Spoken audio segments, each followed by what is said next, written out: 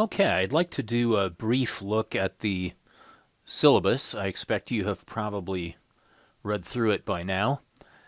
I am, as you know, this guy, John Ostland, and I'm available pretty much all the time, certainly between 9 a.m. and 9 p.m., 7 days a week, frequently later than 9 p.m., much less frequently earlier than 9 a.m. And I am hiding in my basement office in my house due to COVID-19. So I will be delivering my lectures by pre-recorded videos on YouTube, as I've been doing for the Python programming basics that we did in July, and also for the Python for the MSCF programming prep course that we did in August. For this course, I have 5 TAs split between Pittsburgh and New York. These folks all did very nicely in my financial computing courses last year. They're all second-year MSCF students. Several of them will probably hold office hours by Zoom. That's up to them to determine.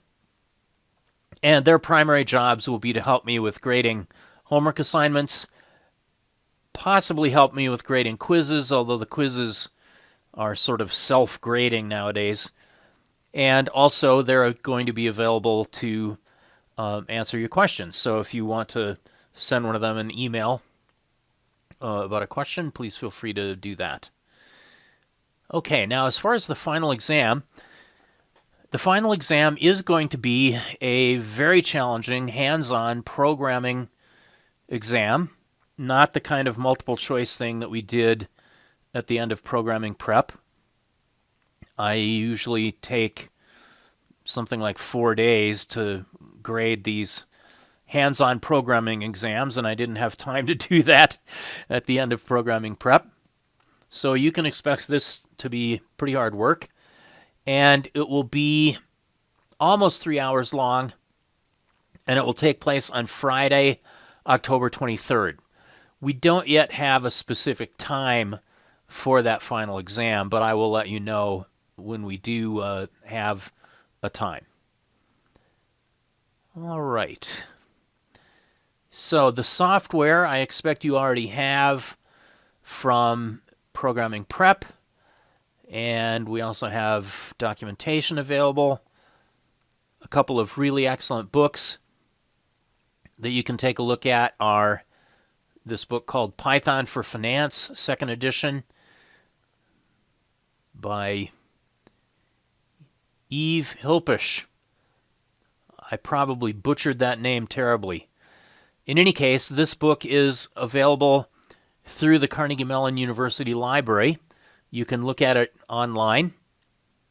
And there are 2 editions of this book. The first edition uses Python 2, which is syntactically quite different from Python 3. So make sure that you're looking at the second edition of that book.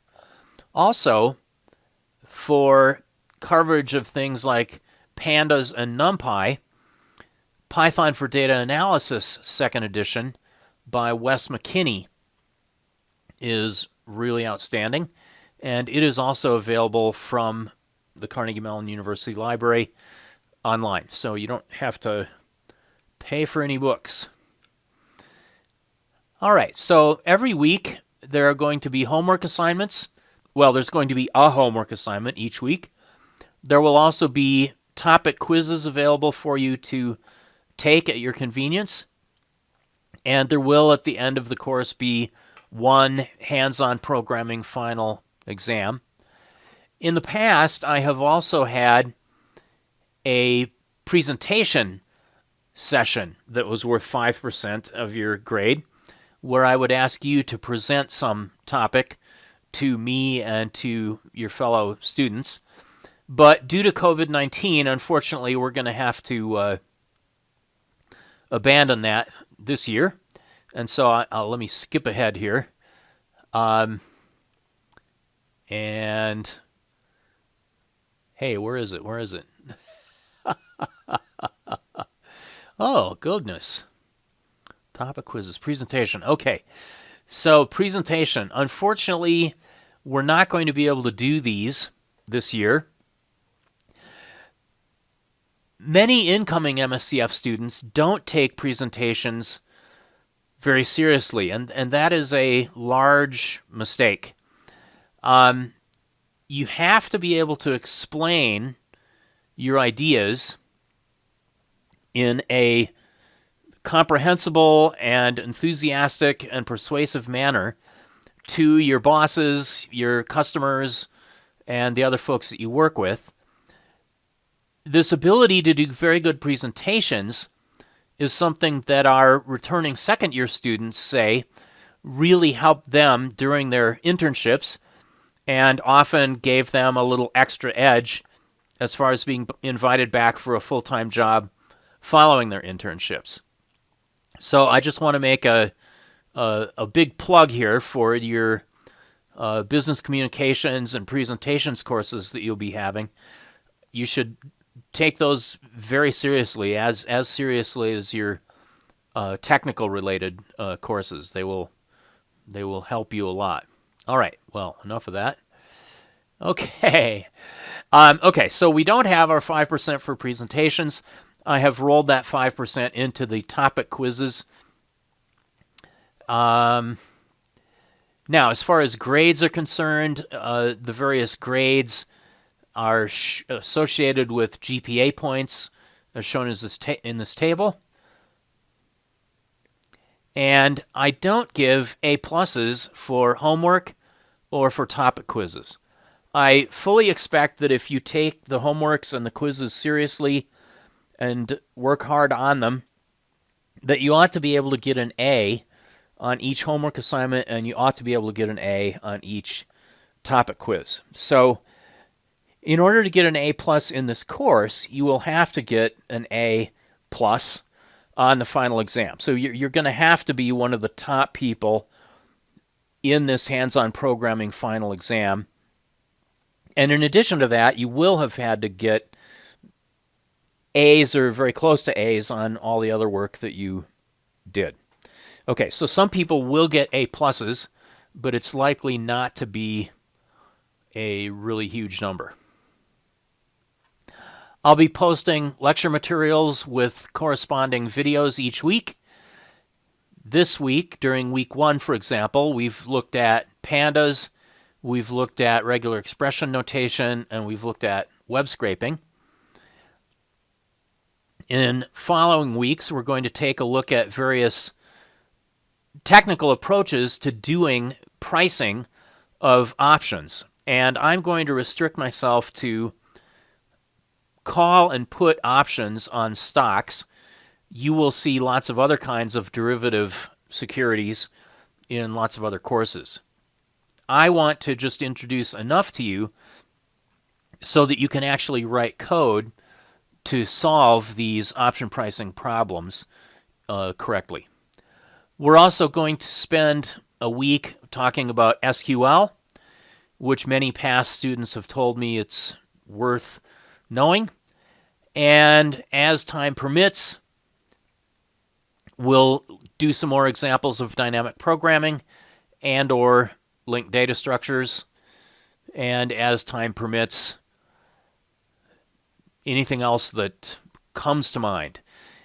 If you have an idea about something that you would like to see, by all means send me an email. I can't promise to cover every suggestion that anybody makes, but I will certainly take it into consideration. Okay, homework assignments, as in previous courses that I've done that you were all in prep, and some of you took, or many of you took the Python Programming Basics course as well. I ask people to work with a team of 2. You should write your code independently first as much as you can, and then compare what you did with what your teammate did. And for that matter, you can also compare what you did with other students' implementations as well. I don't want to just restrict you to just talking to one person. Then you and your teammate are going to have to select one version of code. You can either pick the first partners or the second partners, or create some blended version, and put that into a zip archive. Put your code into a zip archive and upload to Canvas. Please put your Andrew ID for each of the team members in a comment at the top of the file so that we can tell exactly who you are. We have many people with somewhat similar names, and many of you may have preferred names that I don't know about or that the TAs don't know about. So by all means, include your name, but also definitely include your Andrew ID, because your Andrew ID is guaranteed to be unique through your entire education here at Carnegie Mellon. Now, to get an A on a homework assignment, you need to get 90 points out of a possible 100. Frankly, most people do well enough on the homework that that's not really an issue. But if you fail to get 90 points, here is the grades that you will get for fewer than 90 points. One way of losing points is to turn your homework in late, so please avoid turning homework in late. Quizzes will be like shorter versions and focused versions of the final exam that we had in programming prep. That is, it's going to be true, false, multiple choice, matching, multiple answer kinds of questions, and each quiz covers a specific topic rather than covering several weeks worth of stuff. Now, unlike the programming prep final exam where all you had to do was pass, and everybody did pass, here I'm going to expect you to show that you've mastered each of these topics.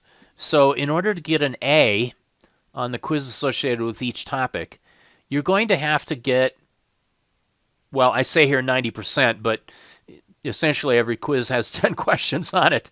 So that means that you're going to have to get 9 right out of 10. These questions for each quiz that you take are generated randomly, so it's unlikely that you would see the same quiz 2 times for a certain topic, but you will be able to take each of the topic quizzes up to 3 times in order to try to achieve your A for that topic. Topic quizzes are closed book, closed notes, no web access, no talking with friends, no phones, blah, blah, blah. You may have a piece of scratch paper and a pen or pencil. You probably won't, well, you might need those. Okay, I won't editorialize. So yes, you're going to be allowed to have scratch paper and pen or pencil, but you're not going to be able to use something like an iPad or a phone or something like that to look stuff up online during the quiz. You will have to take, or you will have to use, Lockdown Browser and Respondus Monitor for each quiz. Lockdown Browser will prevent you from accessing any other software on your machine while you're taking the quiz, and Respondus Monitor will, you're familiar with this, I think, from the programming prep exam and probably other exams. The Respondus Monitor will record your face to make sure that you are, looking at the computer and not looking off to the side of the room or whatever. All right. The final exam, as I said, is going to be hands-on programming, and it will be not quite 3 hours long, pretty close to, but not quite. And the final exam will be open book, open web. You can use any materials that you want on the final exam. However, I do make the final exams long, and I will not typically put things on the final exam that you can just look up and copy and paste. So you really do need to know Python well, and linked data structures well, and various other things that we've talked about well, in order to be able to form. Hey, it's late and my lips don't work.